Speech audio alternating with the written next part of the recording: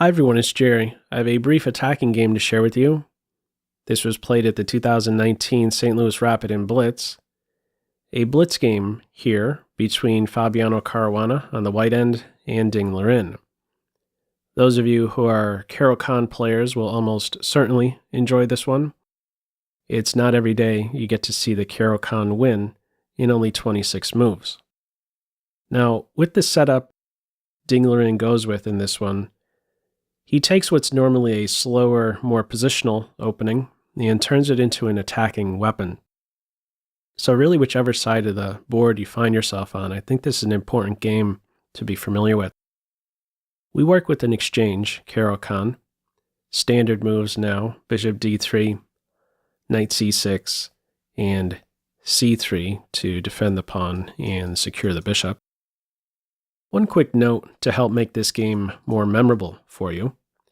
Each side takes at least one step to prevent the active deployment of the enemy queen bishop, or the bad bishops in this case. We see this on move 5 with queen c7, no bishop f4, and also h3, no bishop g4 eventually. Of course, playing it straight away, not a good idea, but this move, once it's in, bishop g4 becomes an idea. Now, for right now, when I see h3, I view it as a preventer, defending a square, and also producing a flight square for white once castled. As play develops, as black's setup is in place, I start to see h3 in a different way, in a negative way for white. We continue with knight f6, knight a3, looking to maybe converge on c7, a quick knight b5, bishop f4. This idea is ruled out altogether with a6. Knight c2 and g6. At first glance, you may say black's preparing to fianchetto. This is not the primary function behind g6. Instead, it is to develop the bad bishop. In general, black is welcome to this exchange, not the move played in the game. Black is welcome to this because of the great grip now over the e4 square. This knight is really well supported on e4. Also, you could view it, this half-open g-file is now that much more appealing for black. With the pawn now on h3, g3 is that much more weakened. A knight on e4 is not easily kicked either. One day, if you ever play f3, the knight has a jump into g3. Caruana's play in this one is to duck the bad for good bishop exchange. In comes e6. Proceed with caution playing a move like this.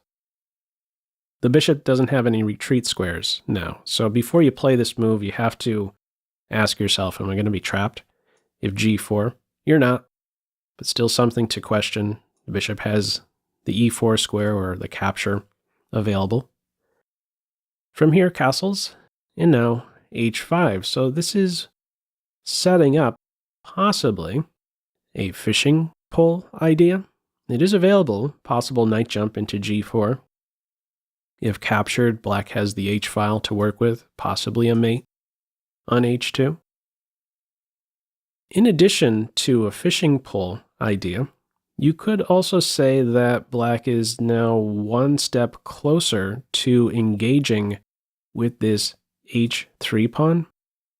Just 2 tempi away, 1, 2, g5, g4. This is now a possible hook for an attack. From here, knight e1, bishop d6, a very flexible post for the dark square bishop. No fianchetto, kind of biting on a rock from g7. Stares at both sides of the board from d6. It fights over these 2 squares that the pawn supports.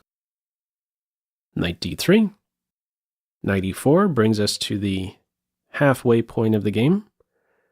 Both of these knights are focused on e5. Now that the knight is on e4, if a knight hops in to this square, maybe it's going to be kicked straight away with f6. Bishop e3. No same side's castles in this game. Queenside castles on board. So this is really, once queenside castles is in, this is really where you see this h3 pawn as a liability. From here, rook c1, g5 straight away. No supporting move with f6. He simply gets on with g5. Now, what's considered best in this position is to play c4 to justify this last move. c4 never hits in this game, and this ends up being a waste. So the suggestion, c4, this is considered a top line, captures on c4, and then after g4, it says hop in the center and allow this capture, allow the g file to open up. This is not at all easy for a human to play. It calls it about even here. What is the direction for white? He takes the pawn. So now it's a race. You know, whose attack is going to hit there first? This is already considered a winning position for black. f4, knight g3, rook f2, and now the knight is given a kick back to f3. The knight returns to e4, targeting the rook. Rook f1, and the g-pawn is pinned, so we got bishop takes h3. And now this is the focus, the g2 square. It's defended. In comes h4, king h2, and from here, battery on the g-file. Queen looking to sweep in here with a check, next knocking out the bishop. g2 is defended, or is it really? Black can still take on g2. And bishop takes. There's two ways to recapture. In the game, white takes with the bishop. How does play continue if knight takes bishop? Black can play with queen g3 check, king h1, and then h3. You see the idea here? There's a really big threat. Let's say black moves the knight. That would seem like the most logical reply to h3. Well, the queen gets to go to g2. And it doesn't matter now which way the queen is captured. Let's say the knight takes. Black would get to recapture, say double check, and then give checkmate. And that is a beautiful attacking sequence right there. In this game, it is bishop takes bishop, which allows queen g3 check, king h1, queen takes bishop. Black is attacking for free. Black is up a pawn, in fact. Rook f3 played. Final move of this game. I wonder if you can spot it. Feel free to pause the video. Okay. Black doesn't have to go anywhere with the queen. h3, and white resigns. If the bishop moves, it's mate right away. If the bishop doesn't move, it's going to be captured.